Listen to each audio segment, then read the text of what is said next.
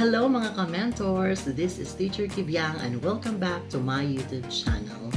At kung bago ka pa lang sa aking YouTube channel, huwag mong kalimutan na i-hit ang subscribe button para updated ka sa aking mga bagong video uploads.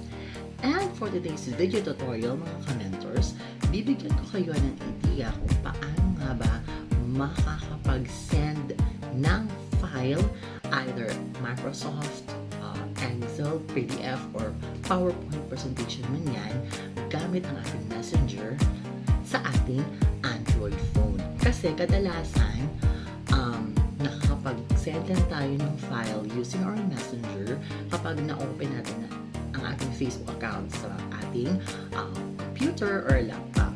Pero kapag sa cellphone ang gagamitin natin, walang option doon na pwede tayo makapag-attach ng file. Kaya naman, kung gusto mong malaman kung paano ito gawin, just keep on watching. Okay, first step is we will open our Google Chrome at dito sa ibabaw na bahagi, we will just type here messenger.com. Okay, tapos we will click OK.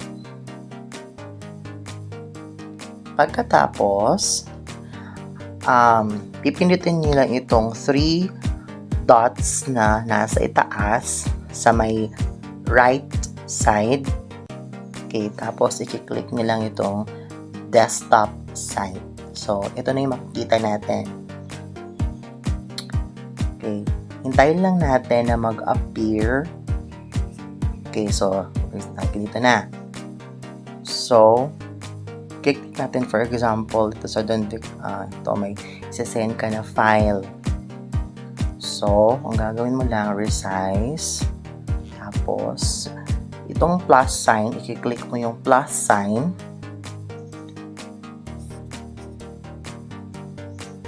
Tapos, sa ibabang bahagi, meron ditong ito, yung i-click mo yung may parang, tapos, punta ka na sa files. Tapos, mamimili ka na dyan kung ano yung file na isi-send mo. Okay, for example, documents. Okay, for example, yan. Isi-send mo yan. Okay, tapos, you will press that. And yes, na-send na siya. Ang lang ka-easy. At tapos, it's okay na. And you're done. Okay, ganyan lang po ka-simple.